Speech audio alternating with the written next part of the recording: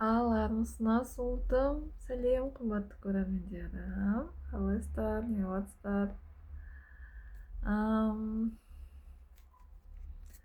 Ғашық машығыңыздың сіздің бойыңызда, сіздің тұла бойыңыздағы қандай қасиетіңізді, қандай тұсыңызды ұнатады, болмаса жек көреді. Соны қарайықшы. Жалпы болжамға. Жоқ, менде ойбай ондай емес деп ашуланатындарға түсінбеймін. Не үшін қарап отырсыздар жалпы болжамды онда?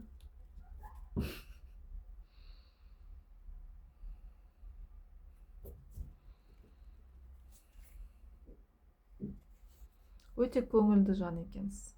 Қыздармен, құрбыларыңызбен ай-хай, бір-екі қызанақ болса да салат тура жіберіп, тәтті вермишель қуырмашта қуырып жіберіп, бетіне пияз тура жіберіп, аха-ха-ха деп, неде далада өсіп тұрған алмалардан андай шырындар қайнатып жіберіп, өте көңілді екенсіз. Жоқтан бар жасайтыныңызды өте қатты ұнатады екен.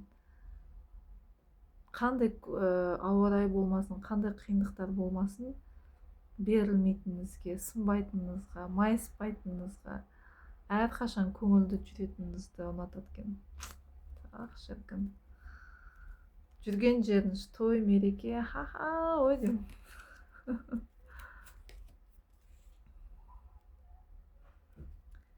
Бірақ осал тұсыңыз сіздің енді анаңыздан ба, апа әжеңізден үйренген сол деймін.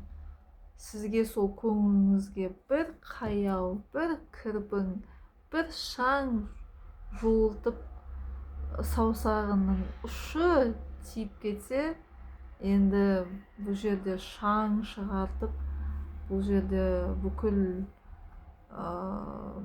Хиросима, бұл жерде Семей полигондар жарылады ғой, бұл жерде масқара.